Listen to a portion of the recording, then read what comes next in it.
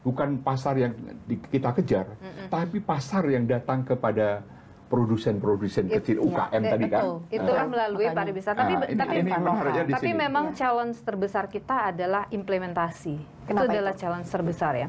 Gini, regulasi yang kita buat misalnya oleh pemerintah buat, karena pemerintah kan regulator ya, itu implemented nggak sih di lapangan? Itu yang perlu kita tarik dulu, baca dulu, cek dulu gitu. Regulasi yang kita buat, implementasinya soalnya. Iya, jadi bisa nggak diimplementasikan? Kalau diimplementasikan itu akan maksimal atau tidak? Atau justru jangan sampai regulasi ini ternyata malah membuat semakin susah gitu. Dan itu yang kemudian makanya Pak Presiden kan dalam beberapa kesempatan selalu menyampaikan ini harus kita ubah, ini harus kita permudah gitu. Kita harus sederhanakan karena memang harus kita akuin banyak sekali regulasi kita itu yang ternyata mempersulit. Kementerian yang lain malah yang dipersulit gitu misalnya. Misalnya regulasi terkait dengan pariwisata. Oh ternyata mempersulit investasi misalnya. Nah atau regulasi di investasi ternyata mempersulit pariwisata. Nah ini saya merasa sangat bersyukur sekali karena Pak Presiden itu sedari awal ya kita di Magelang itu disampaikan bahwa kita harus berkolaborasi dan bersyukur juga waktu itu kita ditaruh di Magelang sekian lama sehingga mencairkan situasi, suasana, memudahkan komunikasi. Kadang saya misalnya dengan wamen lain atau dengan ini saya telepon. Pak Wamen atau Bu Wamen, ini kita ada isu ini, mohon bisa segera nggak itu dilihatkan. Oh, itu bisa selesai hanya by phone gitu. Mungkin ini tidak terjadi kalau tidak terjadi yang di Magelang itu gitu. Tidak ada kolaborasi yang kuat tadi. Karena memang sekali lagi adalah banyak regulasi yang perlu untuk kita lihat baik-baik. Saya juga bersyukur Bu Menteri ini karena orang swasta gitu ya. Jadi beliau apapun yang beliau lihat adalah outcome. Jadi setiap kali misalnya Bu, Ibu perlu membuat surat edaran atau Ibu perlu membuat peraturan menteri. Beliau selalu mempertanyakan apa? Kalau saya buat peraturan menteri ini implemented gak? Justru akan bagus atau justru tidak akan bagus? Kita di-challenge untuk berpikir gitu. Nah, jadi business as usual yang terjadi di kementerian selama ini itu oleh Pak Presiden dibongkar, dirombak semuanya. Ujung-ujungnya adalah yang dibicarakan Vero tadi. Outcome-nya apa? Outcome-nya sudah pasti lapangan kerja. Outcome-nya sudah pasti pasar. Outcome-nya itu sudah pasti adalah pemerataan ekonomi. Maka di kementerian-kementerian ini kita juga selalu di pariwisata kita create pasarnya. Jadi saya misalnya ke desa-desa wisata yang bahkan jauh gitu.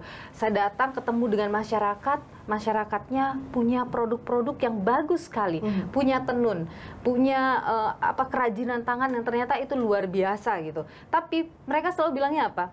Bu, tapi saya nggak ada pasarnya, saya mau jual kemana?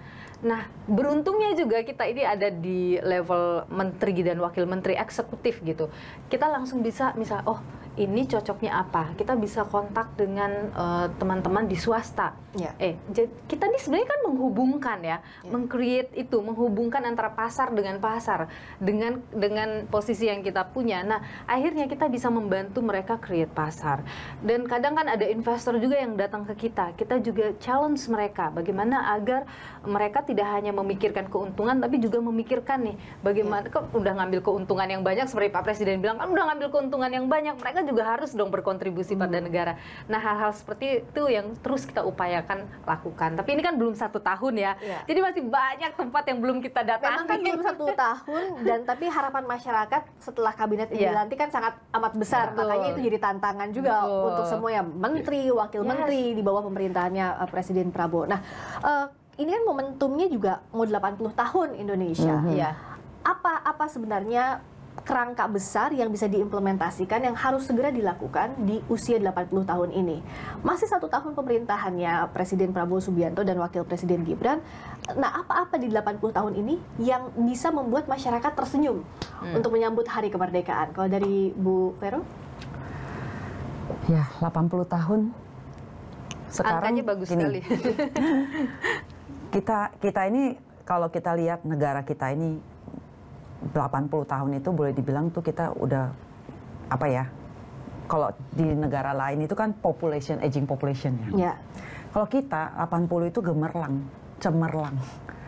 Karena yang lain itu harus memikirkan usia 60 karena mereka child free kan, rata-rata kan. Kayak Jepang, Korea, apalagi Singapura. Ini pemerintah Singapura udah mikirin gimana membuat 60 tahun, karena 10 tahun kemudian mereka itu udah population aging gitu. Nah kita ini supply. Makanya program yang lagi, ya kita supplier dong. Istilahnya kita punya productive age, anak-anak yang 30 nanti ke depan, bonus apalagi demografi itu ya? Bonus demografi. Tapi ini yang menjadi kesempatan kita itu bagaimana dalam masa Pak Presiden Prabowo, Pak Gibran ini, kita tuh bisa benar-benar menciptakan skill yang baik, training yang baik. Karena mereka akan punya kesempatan banyak membuka lapangan pekerjaan, karena supplier ada di kita. Dan anak-anak emasnya kita ini, generasi kita sampai 2004 ini, ke bonus demografi ini yang harus kita capture. Makanya kesempatan ini adalah yang kita memang dari Bappenas dan juga dari U10 juga udah menyebutkan bahwa care ekonomi itu menjadi satu momentum ekonomi keperawatan yang baru. Nah ini juga bisa memberikan kesempatan kepada perempuan-perempuan. Kenapa? Kita bilang 30% pencapaian perempuan harus masuk ke dalam politik. Kita mempunyai regulasi, tapi implementasinya susah. Karena kenapa? Perempuan mempunyai peran ganda. Karena ketika dia sampai pada umurnya menikah, punya anak, akhirnya itu yang terbentur. Yang tadinya mungkin dia adalah profesional, tapi karena terbentur ini keluarga, sedangkan dibawa ke rumah ini ketika mereka mau kerja tidak ada yang backup.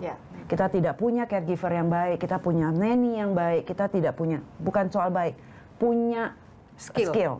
Kemampuan yang baik. Nah aku bilang 80 tahun ini sebenarnya kesempatan buat kita. Karena dalam masa ini juga sebenarnya hubungan antara Asia kita, apalagi Pak Presiden, hubungannya baik. Dan kita punya modal.